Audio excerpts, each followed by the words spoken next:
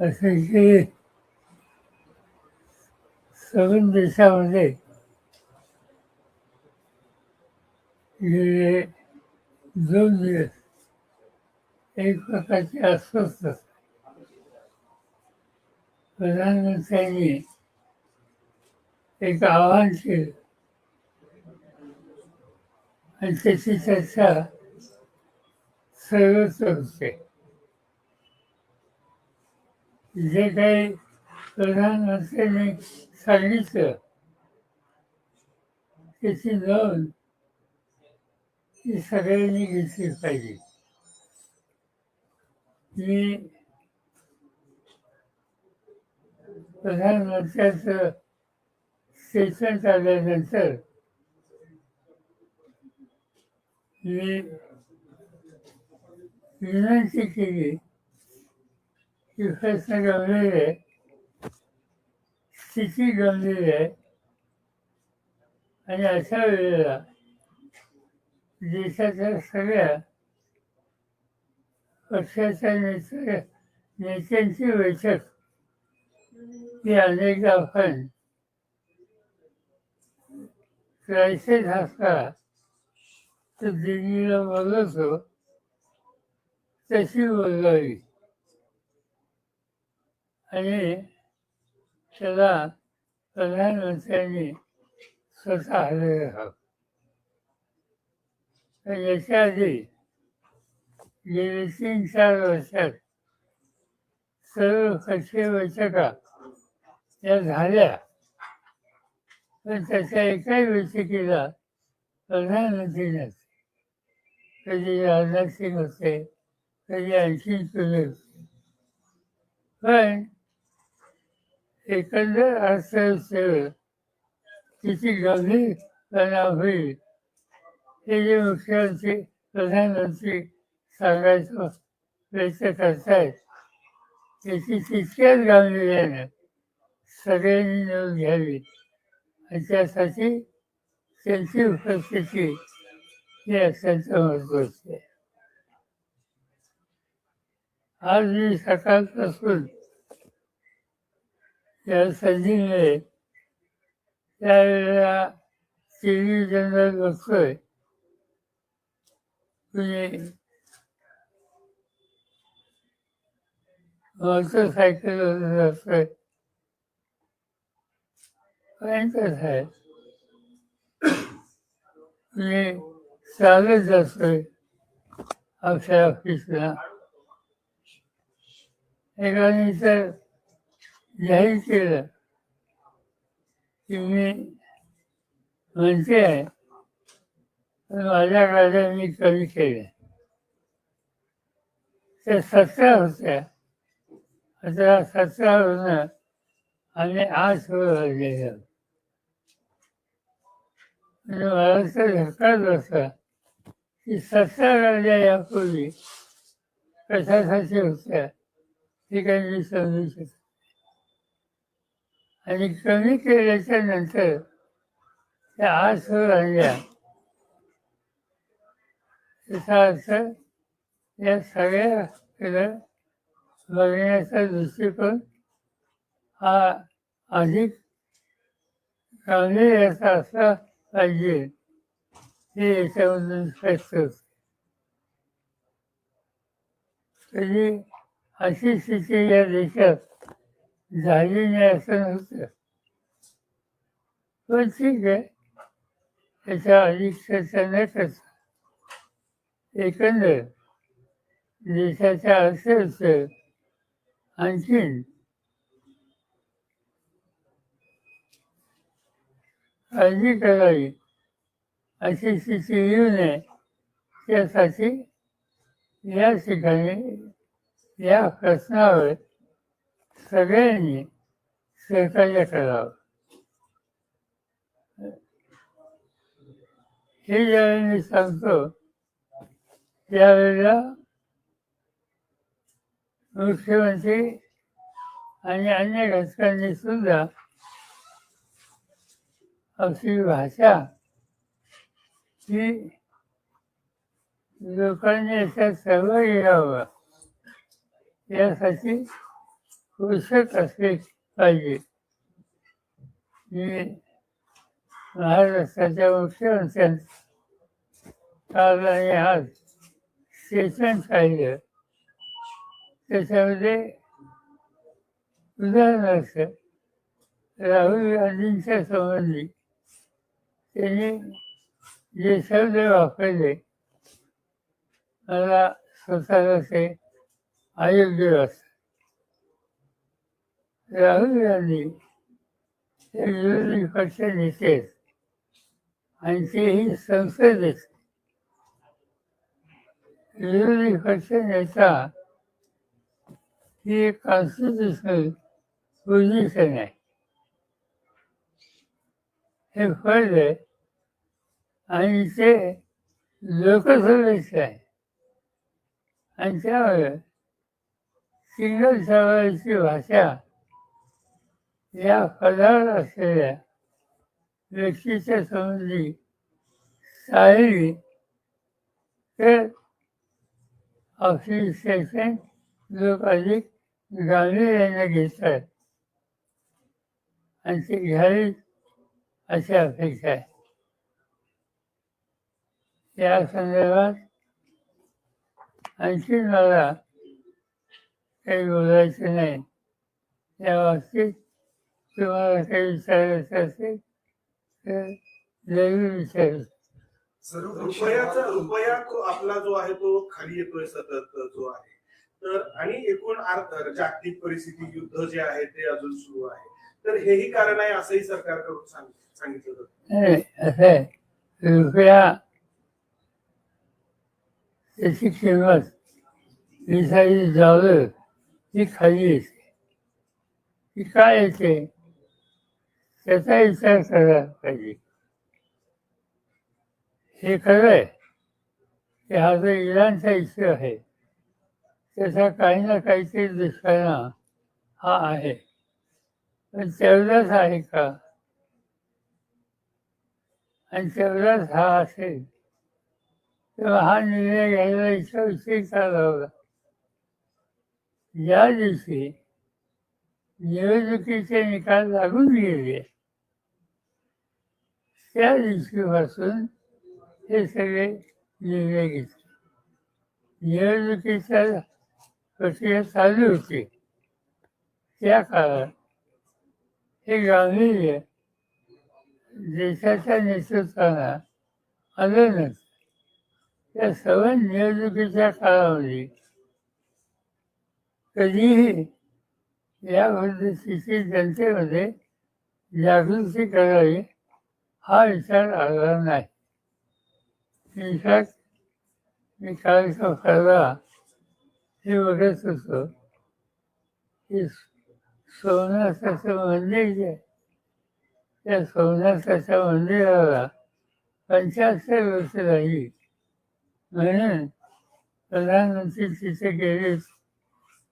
गेले त्याच्यातले काही तक्रार करायचं कारण नाही, पण ते मंदिराच्या तिथं बसले आणि एअरफोर्सची 6 विमान ही वरून जाऊन त्या कार्यक्रमात सहभागी झालेली होती. म्हणजे पेट्रोलियम प्रॉडक्ट त्याच्या वाढत्या किमती या संबंधीचं स्टेटमेंट करायच्या आदल्या दिवशी 6 विमानं होती ही त्या ठिकाणी घेऊन त्या संबंधीची त्याची जी काही झीज असते ती दाखवण्याचा प्रयत्न केला. मला एवढंच सांगायचं आहे की प्रश्न परिस्थिती गंभीर आहे. ते गांभीर्य सगळ्या पातळीवर दाखवली पाहिजे. पंतप्रधान म्हणतात की सोनं खरेदी करू नका, परदेश प्रवास टाळा. याचा परिणाम एक शक्य आहे का आणि याचा परिणाम आपल्या अर्थव्यवस्थेवरती काय होऊ शकतो? असं आहे की खरेदी करू नका हे सांगणं या स्थितीत याचा अर्थ एकच आहे की आपल्या करन्सीची जी व्हॅल्यू आहे ती घसरून द्यायची नाही, हा त्याच्यावरचा हेतू आहे. आणि तो हा चुकीचा आहे असं मी म्हणत नाही. एका बाजूने आपण हे म्हणायचं आणि दुसऱ्या बाजूने खर्च कमी करायला इतर अनेक गोष्टी आहेत इथेच्या प्रशासनामध्ये, त्याच्याकडे दुर्लक्ष करायचं. या दोन्ही गोष्टी परस्पर विरोधी आहेत. साहेब, येत्या काही काळामध्ये आर्थिक आणीबाणी येऊ शकते का आपल्या देशामध्ये?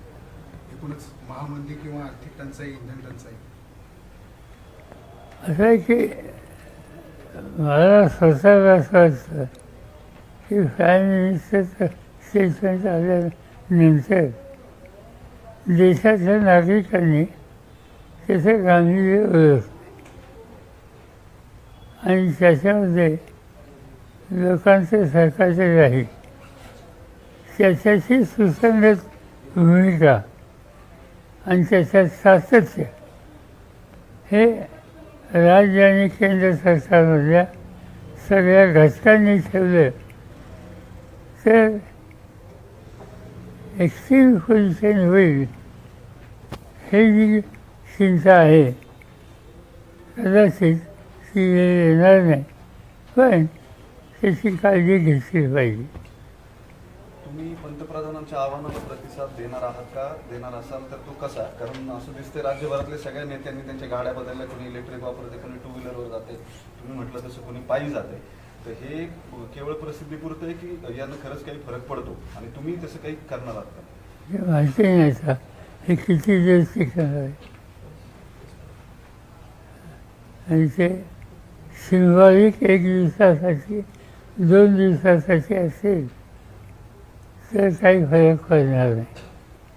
पण खरंच पाहणार म्हणजे आता आज मी पाहिलं देवेंद्र फडणवीस मंत्रालयामध्ये मोटरसायकलवरून आले, तर उद्यापासून मंत्रालयामध्ये ते मोटरसायकलवरूनच आले तर अधिक गांभीर्याने घेतली.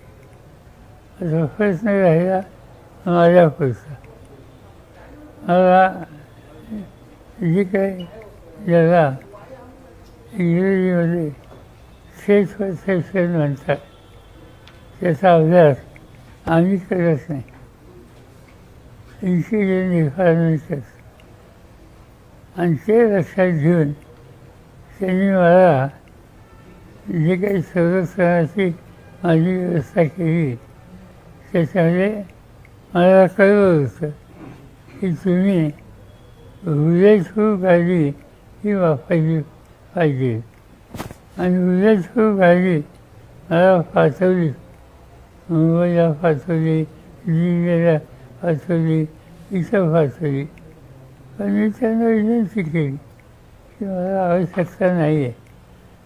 आणि गेले 4 वर्ष ती गाडी येत होती, मी पाठवत होतो. आता ती पाठवत नाही आहे. त्यामुळे ती कमी करावी हे सांगितलं. आजच्या परिस्थितीत माझ्याकडे माझी स्वतःची गाडी गव्हर्नमेंटची नाही. त्याच्या पुढे रस्ता दाखवणारी गाडी आणि मागं एक गाडी, त्याच्यामध्ये इथल्या गृह विभागाचे लोक आणि माझा पर्सनल स्टाफ आहे त्यापैकी एक, असे साधारणतः 2 ते 3 वाहनं ही माझ्या पुढे असतात. यापूर्वी ती 4 होती, म्हणजे ती जादा होती, पण ही 4 मी करून त्यालाच जवळपास 3-4 वर्ष झाली. आणि आता आणखीन त्याच्यात बदल करावा ही विनंती मी त्यांना केली. आजच नाही, त्यांचं उत्तर आले होय. हे वाचून दाखव त्यांना त्यांना द्या. हं? सर्व PSO करिता सूचना आहेत की सध्या माननीय पंतप्रधान साहेबांनी इंधन बचतीकरिता त्यांचा ताफा कमी केला आहे. त्या अनुषंगाने बरेच VIP आपल्या वाहनांचा ताफा कमी करण्याची शक्यता आहे. त्यामुळे वाहन ताफा कमी करताना किंवा तशी परिस्थिती निर्माण झाल्यास VIPच्या सुरक्षेमध्ये कोणतीही तडजोड होणार नाही व आपली उपस्थिती कमी होणार नाही याची काळजी घ्यावी. हे कुणी कळवलं आहे? विशेष सुरक्षा विभाग मुंबई. विशेष सुरक्षा विभाग मुंबई यांनी माझ्या सहकार्याने कळवलं. म्हणजे याच्या बाहेर आम्ही गेलेलो नाही. आम्ही जातो आहे त्याच्या बाबतीत त्यांनी आम्हाला त्यांचं मत स्वच्छ या ठिकाणी कळवलं आहे. तर तुम्ही म्हटलात की सर्वपक्षीय बैठक बोलवावी आणि त्याला मोदींनी यावं. मोदी थेट लोकांशी बोलतात मात्र सर्वपक्षीय बैठकीला येत नाही. याचा काय परिणाम होतो एकूण निर्णय प्रक्रियेवर? आहे पार्लमेंटमध्ये सुद्धा ते कुठेच येतात. म्हणजे विश्वासाचा ठराव अविश्वासाचा ठराव राष्ट्रपतींचं अभिभाषण असे 2-3 जर ऑकेजन ठेवले तर ते फारसं कधी येत नाही. मागच्या 7 सेशनमध्ये राज्यसभेत एक दिवस सुद्धा ते आली असं आम्हाला पाहायला मिळालं नाही.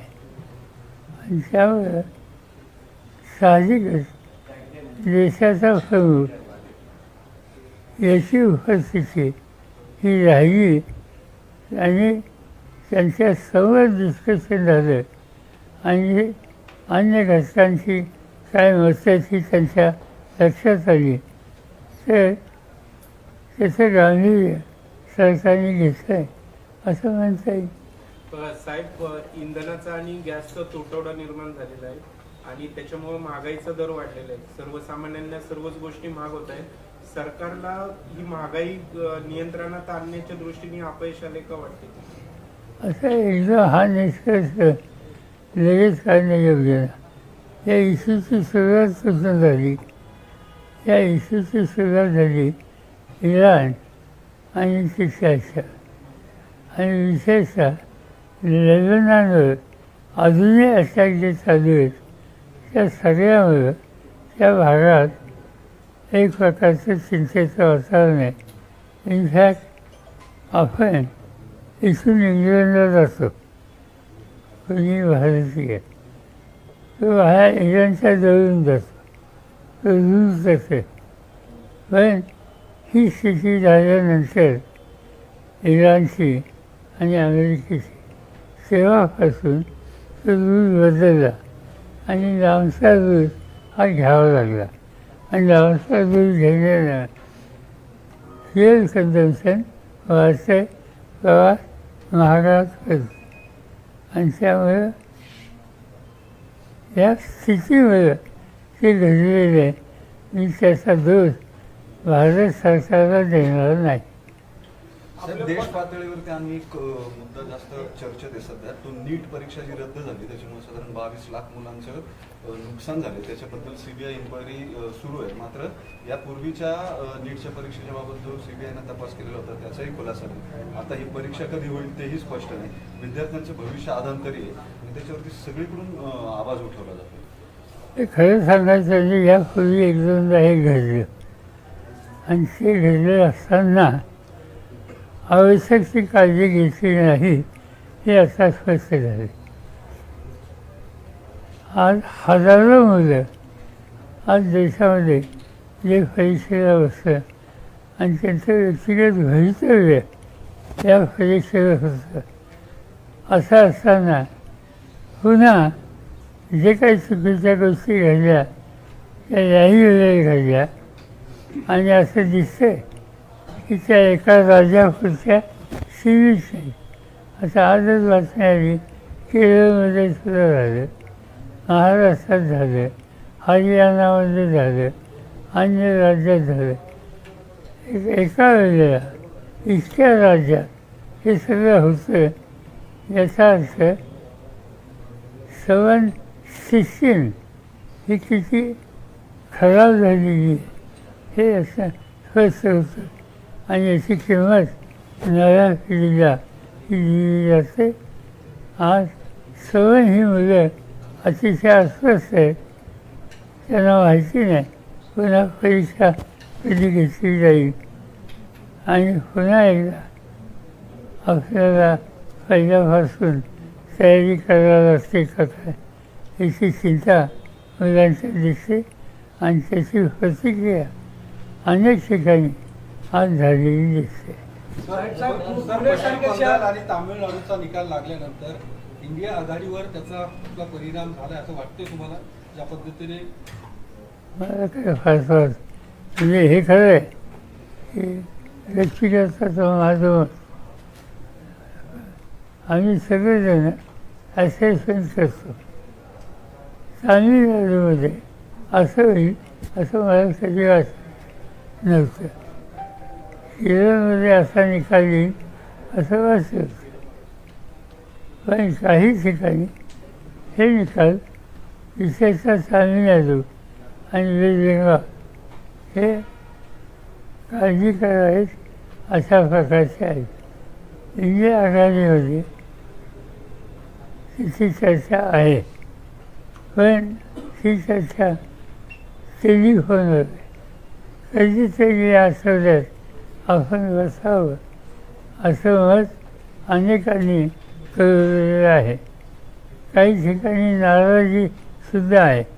उदाहरणार्थ तामिळनाडूमध्ये जो पक्ष स्टॅलिनचा सत्तेवर होता त्यांनी नवीन आलेल्या पक्षाला पाठिंबा द्यायची भूमिका काँग्रेसने घेतली हे त्यांना आवडलेलं नाही आणि त्यामुळे थोडीवत नाराजी इंडिया आघाडीमध्ये 1-2 पक्षात आहे, पण आम्ही त्यांच्याशी सुसंवाद. साहेब, पुण्यासारख्या शहरामध्ये बॉम्बसारखे जिवंत बॉम्ब सापडतात. यापूर्वी बॉम्ब स्फोटासारख्या घटना घडलेल्या आहेत. पुणे सुरक्षित राहिले का वाटतं तुम्हाला? मुख्यमंत्री म्हणतात तो बॉम्बच होता. ते सिरियस आहे याच्यात वाद नाही, पण दुसरी बाजू ही आहे की लक्षात आल्यावर तातडीनं जी काही सेव घ्यायची होती ती घेतली गेली. सर, राष्ट्रवादी काँग्रेसची जी राष्ट्रीय कार्यकारिणीची यादी जाहीर झाली आणि त्याच्यात नाव बदलल्यानंतर सुनील तटकरे यांनी तुमची भेट घेतलेली आहे. काय नेमकं या भेटीमध्ये चर्चा झाली? सुनील तटकरे माझ्याकडे आले होते. ते गेले महिन्यावर वेळ मागत होते, बाकी काही नाही. मला न्यूमोनिया झाला होता आणि त्यामुळे मी बाहेर पडत नव्हतो. त्यासाठी भेटायला त्यांनी वेळ मागितली होती आणि दिली. ते आले, 10 मिनिटं चौकशी करून गेली, पण त्याची त्यांच्या भेटीला तुम्ही लोकांनी अतिशय गांभीर्याने घेतली. रोहित दादा मध्यंतरी बारामतीमध्ये पत्रकारांशी बोलताना म्हणाले होते की 2029ला बारामतीमध्ये पुन्हा पवार विरुद्ध पवार असा संघर्ष होऊ शकतो. खास करून जय पवार जेव्हा म्हणाले की आगामी विधानसभा मी लढवावी अशी कार्यकर्त्यांची इच्छा आहे. प्रत्येकाला आपलं मत आणि आपला निर्णय हा घ्यायचा अधिकार. तुम्ही काही या सगळ्या तुम्ही एकत्र सगळ्यांना बोलवलं होतं, काही सल्ला दिला?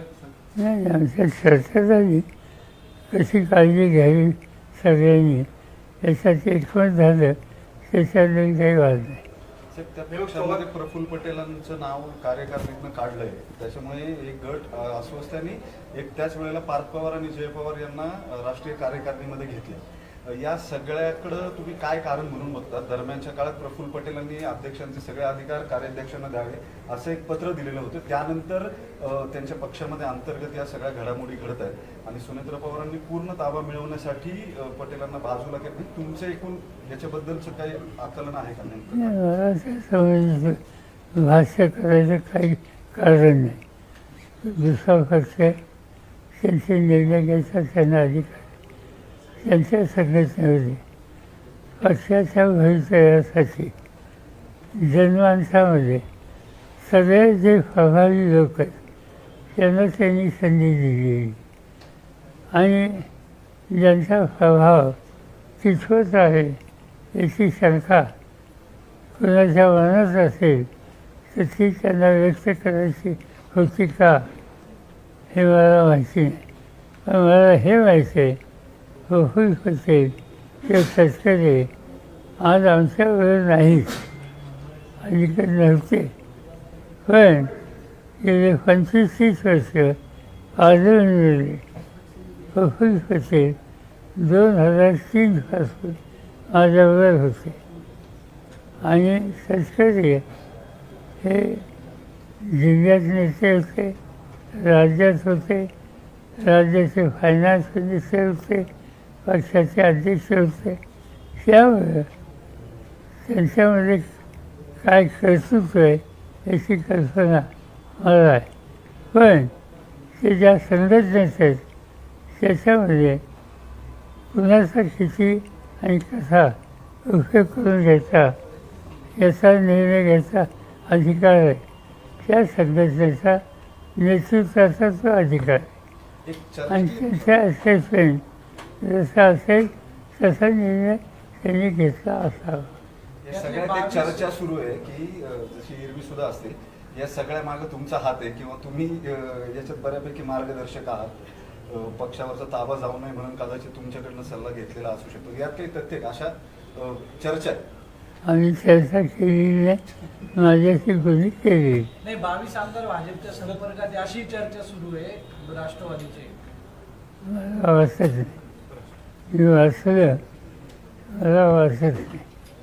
अजितदादांच्या निधनापूर्वी दोन्ही राष्ट्रवादीच्या विलिनीकरणाची चर्चा जोरात सुरू होती. मात्र निधनानंतर या चर्चा थांबलेल्या आहेत. आता पूर्णपणे या चर्चा थांबल्यात का? या पुढच्या काळात काही तसं चित्र आहे की विलिनीकरण? नाही, विलिनीकरणाची चर्चा अजितदादा असताना आमच्या वतीनं जयंत पाटील आणि दुसऱ्या बाजूनं अजितदादा असं झालेलं होतं. अजितदादांची इच्छा होती की आपण एकत्र यावं. जे काही डिस्कशन झालं त्या दोघांच्यात, त्या दोघांनी मला येऊन ब्रीफिंग केलेलं होतं आणि त्याचा साधारणतः की आपण एकत्र यावं ही त्या चर्चेचा सुरू होता. त्याच्यानंतर परिषद थांबला.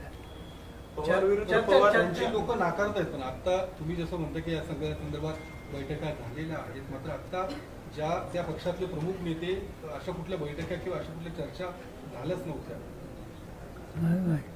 मला अजित पवारांनी सांगितलं आणि जयंत पाटलांनी सांगितलं ते ठाऊक आहे. ते चर्चा जरूर होती पण त्याच्यात निर्णय झाले नव्हता. विकास लवांडे यांच्यावरती शाईफेक करण्यात आली. सध्या सुरू आहे वाद, घुसखोरी केली, अनेक साधूंनी आरोप करतायत. ते काय तुम्ही कसं बघताय? मला माहीत आहे, मी काय फारसं बघत नाही. आजच म्हणजे असं क्लिअर पाहिलं कुणाबद्दल तरी काय नाव त्यांचं संग्राम भांडारे. आज काहीतरी बलात्काराचे एक 12 सापडले. आपण जी घुसखोर केली ती जाहीर त्यातले एक महाराज बलात्कार दिघी पोलीस स्टेशन त्यांच्यावर गुन्हा दाखल झाला बलात्काराचा. क्लिअर सांगितलं घुसखोरांची जी यादी प्रसिद्ध केली त्याचा एक व्यक्ती आज कुठेतरी सापडलेली आहे. दुष्कृत्य याचा अर्थ या गोष्टी आता बाहेर यायला लागेल. आता ती त्याची मांडणी आणि त्याबद्दलची चिंता ही लवांनी व्यक्त केली त्याचा हा परिणाम आहे त्यांच्या हल्ला. म्हणजे वारकरी संप्रदायामध्ये दुसऱ्याने मत मांडलं तर मत मांडला हा गुन्हा समजून त्याच्यावर शारीरिक हल्ला, शाई, ब्लॅक ऑइल हे टाकणं आणि एवढंच नाही त्यांना हे सांगणं की सुरुवात आहे आणखी काहीतरी. मला असं महाराष्ट्राचं गृहखातं या प्रश्नाकडे गांभीर्यानं बघेल नाही बघितलं तर बसून आम्हाला निर्णय घ्यावा लागतो. अजून संरक्षण दिलं नाही आणि भाजपच्या आमदारांनी या गोष्टीचं समर्थन केलं अशा हल्ल्यांचं. नितेश राणे किंवा संग्राम जगताप सारख्या लोकांनी समर्थन केलं. मी काय त्यांना फारसं महत्त्व देत नाही. साखर निर्यात थांबली आहे साहेब. साखर निर्यात जी होत होती ती थांबली आहे मोठ्या प्रमाणात. कालचा निर्णय हा असा निर्णय आहे हा ऊस धंद्याचा गेले 2 दिवस एक प्रकारची अस्वस्थता. आज शेतीमालाच्या किमती घसरायला लागली. उदाहरणार्थ कांदा. आता कांदा हा दुष्काळी भागातल्या शेतकऱ्यांचा अत्यंत महत्त्वाचा विषय आहे. लोकांना कांदे फेकून द्यावे, त्याला काळजी लावावी इथपर्यंत लोक गेले. याचा अर्थ त्यांना जास्त त्यांच्या घामाची आणि उत्पादन खर्चाची किंमत मिळत नाही हे स्पष्ट झाले. अशा वेळेला ऊसाचाही प्रश्न आहे. काल मला कालचा परवा राजू शेट्टी भेटायला आली आणि त्याने ऊसाच्या किमती कशा घसरत आहेत आणि ऊसापासून साखर केल्यानंतर त्या ऊस उत्पादकाला त्याच्या ऊसाची जी किंमत आहे ती कशी मिळत नाही आणि मिळते ती कशी अपूर्ण मिळते यासाठी आणि कोकणातल्या काही प्रश्नाच्या त्यांनी मांडणी माझ्यासोबत केली. आणि पुन्हा एकदा आपण पुढच्या अर्ध्या दिवसात बसावं असं सुचवलं आणि जरूर बसू. पण त्याचं एक गोष्ट स्पष्ट होती की ऊसाची किंमत ही शेतकऱ्याला मिळत नाही. साधारणतः कारखाने हे 100 दिवसापेक्षा जास्त चालले पाहिजे. खरं सांगायचं 5 ते 6 महिने चालले पाहिजे तरच एकंदर त्याचं अर्थशास्त्र हे शिकून जातं. पण असा 300 दिवस 100 दिवस सुद्धा कारखाने चालत नाही. आणि त्याची जी कारणं आहेत त्याच्यामध्ये ऊसाचं उत्पादन हे एक आहे आणि मुख्यतः ऊस उत्पादकांना वेळेवर त्याची किंमत मिळत नाही. त्याचा परिणाम हा उद्या चालू होईल आणि म्हणून तो परिणाम टाळायचा असेल तर उत्पादकाला चांगली किंमत देणं वेळेवर देणं याची आवश्यकता होती. याच्याऐवजी साखर निर्यात थांबवणं याचा अर्थ आणखी किमतीच्या बद्दलचे प्रश्न निर्माण करणं हे धरून केंद्र सरकारने घेतलं आहे आणि ते ऊस उत्पादकांच्यावर घातक आहे. महाराष्ट्र देशाचं 2 नंबरचं साखरेचं उत्पादन करणारं राज्य आहे आणि त्यामुळे त्याचे दुष्परिणाम इथं अधिक. त्यामुळे फर्टिलायझरचा पण एक प्रॉब्लेम होतो. मला येणाऱ्या काळात शेतीवर काही सर्वच एकंदर खतं उत्पादन सर्व प्रकारची या सगळ्या परिणाम होईल असं दिसतं. सर उद्या जिल्हा नियोजन बैठकीला पण तुम्ही हजर राहणार आहेत असं बोललेलं आहे. एखादं जाईल अजेंडा बघणार आहे. अजेंडामध्ये सिरियस विषय असले तर जाईल, सिरियस नसले तर जाणार. ऑनलाईन बैठक ऑनलाईन असणार आहे या सगळ्या आव्हानानंतर. माहिती आहे साहेब मिसिंग लिंकनी प्रवास केला का? काल गेलो होतो. मला अंतर कमी आहे. सुप्रीम कोर्टामध्ये जी केस चालू आहे ती कुठपर्यंत आहे, काय स्टेज आमची महाराष्ट्रवादी नाही त्याचा अधिक दिलेला नाही. आम्ही गेल्या परत एजन्सी करणार लिहायला